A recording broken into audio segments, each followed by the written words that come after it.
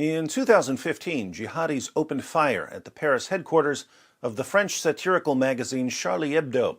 The magazine is famous for mocking just about everything anyone holds dear, but there is one ideology that will kill you for that, so 12 people were murdered over some Muhammad cartoons. Although the gunmen were killed 2 days after the attack, the trial for 14 accomplices began a few days ago.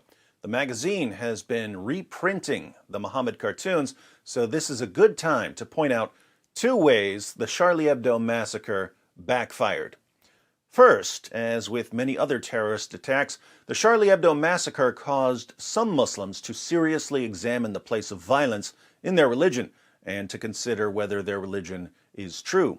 Many Muslims ended up leaving Islam after realizing that it does promote violent attacks against critics, and that the reason Muhammad couldn't take criticism was that he was the most obvious false prophet in history.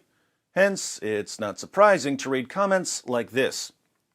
I live in France, and the Charlie Hebdo terrorist attack was for me the first step for me to leave Islam. Then I heard you, David Wood, the apostate prophet, and Rob Christian, and you opened my eyes, thanks to Jesus Christ. In France, journalists, intellectuals are scared to tell the truth. The only one is an ex-Muslim, Zineb El-Razouy. Guess what? All French leftists say she is an Islamophobe. Crazy. So, while the Charlie Hebdo massacre was meant to protect Islam from criticism, it ended up causing Muslims to leave Islam. Second, the 2015 attack increased the French commitment to freedom of speech. After Charlie Hebdo began republishing the Muhammad cartoons this past week, the New York Times reported, one poll published Monday indicated that the 2015 attacks had strengthened the French commitment to free speech. According to IFOP, a polling firm, and the Jean Jaurès Foundation, a French think tank, 59% of respondents said that the magazine was right to publish the caricatures in the name of free speech, up from 38% in 2006. It shows that the French are finally ruling in favor of the newspaper for having dared to publish these cartoons, said Francois Krauss, a political analyst who oversaw the study.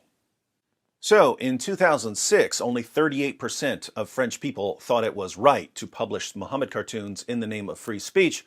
14 years later, and following multiple Islamic terrorist attacks, 59% of French people think it's right to publish Muhammad cartoons in the name of free speech.